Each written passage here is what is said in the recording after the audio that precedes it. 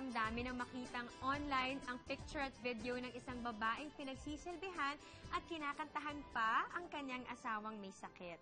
Nag-viral ito last year and since then, marami na ang nagpaabot ng tulong sa kanila. Tonight on Mars, kilalanin natin ang mag-asawa sa video na yon, sina Mars Rochelle and Pars Junebert Robiso. Ito ang kanilang love letters to Mars. Dear mga Mars, ako nga pala si Junebert Robiso. Ngayong Valentine's Day, gusto ko sana magpasalamat at ipagmalaki ang pinakamamahal kong asawa na si Rochelle. Kami ay taga-Romblon na lumuwas ng Maynila.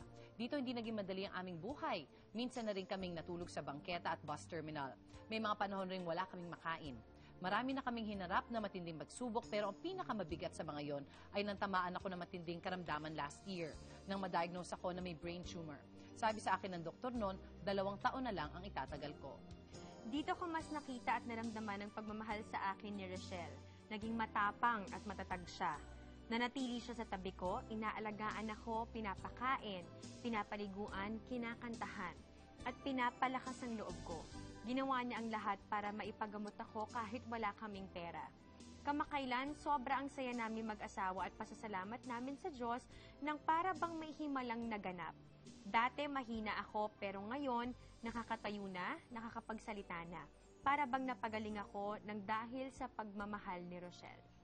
Para sa mahal kong asawa, Rochelle, unang-una sa lahat, nagpapasalamat ako sa Diyos dahil ikaw ang binigay niya para makasama ko habang buhay. Kayo na mga bata. Salamat din sa mga nagawa mong pagsakripisyo para ako'y alagaan at di mo ako pinabayaan. Lahat ginawa mo para lang ako'y gumaling.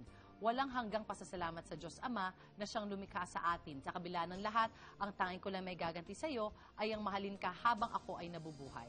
Happy Valentine's and I love you forever. Nagmamahal, Junebert. Kasama natin sila ngayong gabi, Rochelle and Junebert. Welcome to Mars. Happy Valentine's Day sa inyong dalawa. Good evening po mga Mars. Yeah, good evening, Junebert. Good evening po sa inyo. Naku, happy naman kaming nakasama namin kayo ngayong gabi. Na-diagnose si Junebert 2 years ago. Opo. So, ano nag-start doon? Laging masakit ang ulo, ganyan? Apo, lagi pong masakit ulo niyan din, nahihilo, mga ganun. Parang kala namin sa mata lang. Yes, oo. Okay. Kasi, di ba, normally kasi pag masakit ang ulo, parang mata lang. Malabo Malabo ang mata. Malabo. Tapos, nung mga bandang huli ng mga ilang months na siguro, tuloy-tuloy pa rin yung pagsakit ng ulo niya hanggang sa nagsusuka na siya. So, doon Okay. po dinala siya sa emergency room. Kasi sabi ko, iba na yun eh. Pero hindi pa po ako sa sakit kung anong sakit talaga kasi wala akong alam sa mga ganyan sakit. So, saan nyo nakuha yung pagpapagamot nyo sa kanya? Simula po na nag-viral yung video and then nung na-featured kami sa kay MJS, bali, madami po nagpadala ng tulong noon. So thankful ako kay Lord kasi before pa lang nung January 2016 na lumala siya, hindi pa siya na-coma, as in totally na-coma talaga. Nahingi na talaga ako ng tulong through Facebook. At ano lang, picture pa lang yun noon. So, doon, kasi ang sabi po kasi ng doktor, kailangan maoperahan yung hydrocephalus kasi may hydrocephalus siya. Kasi kung hindi daw, makukoma talaga siya. Right. So, nung March, nakahingi ako ng tulong March 2016. So, yun, napa-operahan ko siya sa hydrocephalus. Hanggang ngayon po may tubo siya sa ulo. So hopefully this February makapagpa-MRI kami. Para malaman kung cancer-free na siya. And then pag okay na or clear na talaga, mapapa-operahan ko na siya ulit para tanggalin yung tubo. Bakit naisip mo na bahagi ng pag-aalaga mo sa kanya ay kantahan siya? Eh, yun lang po kasi nagpapalakas ng loob sa akin eh. Ano yung kinakanta mo? Love song? Worship song? Worship song. Ikaw ba, naalala mo ba nung time na yon na kinakantahan ka ni Rochelle? Hindi ko naalala po. Hindi mo naririnig, hindi mo naaalala? Opo, ma'am. Gaano kadalas mo siyang kantahan? Palagi? Tuwing magpapakain po ako. Kakanta ka? May piniplay ka music na sinasabayan mo? Opo. Tapos Anong gaano kausap ko? katagal yun bago siya naka-recover na nakakapagsalita? After 3 months, no September. So from the time na kuma siya, nasa hospital ba siya nun? Nasa bahay lang Sa po. bahay? Mag-isa lang Nasa siya probinsya nagising? po kami. Hindi po.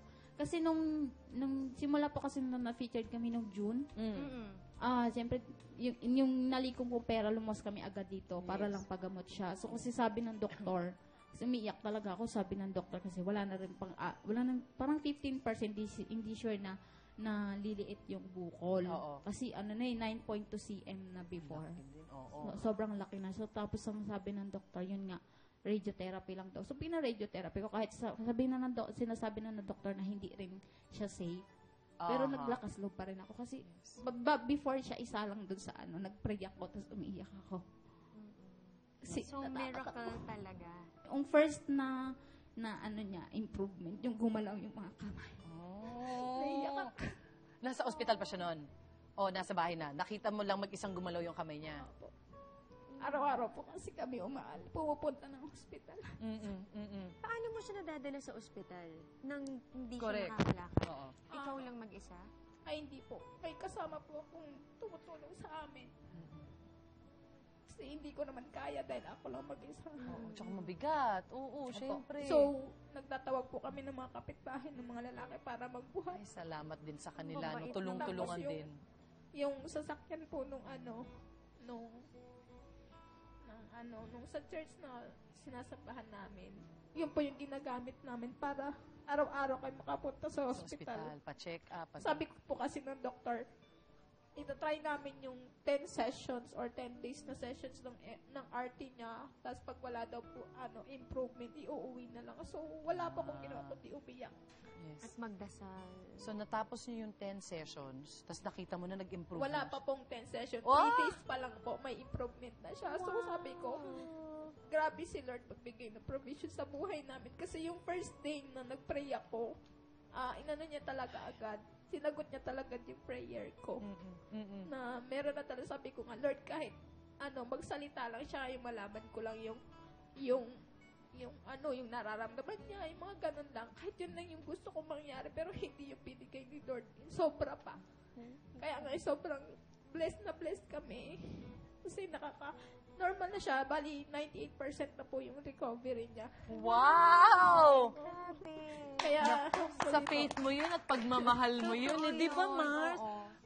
Ano masasabi mo, Junbert, na naririnig mo yung asawa mo at yung mga napagdaanan din niya sa pag-aalaga niya sa'yo habang ikay nagpapagaling? Maraming salamat sa lahat ng pag-alaga mo sa akin. Happy Valentine's. I love you. Sarap naman, no? Tamis na pag-ibig. Ikaw din, Mars. Sagot ka rin.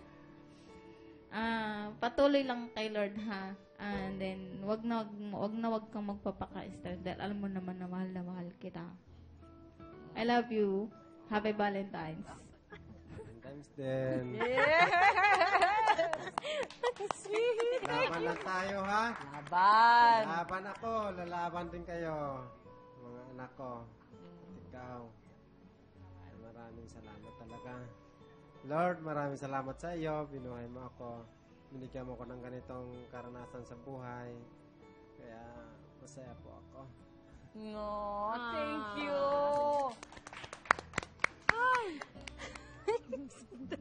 Hindi ako makain na. Thank you for sharing your beautiful story with us. Nakaka-inspire kayo ng sobra. Pagdadasal namin, ang Yes. patuloy mong paggaling, Junbert. Totoo, laban lang ng laban. Marami ang lumalaban at nagdadasal para sa'yo. Yeah, nice one. Ayan Thank naman. you, Michelle and Salamat po. Junbert.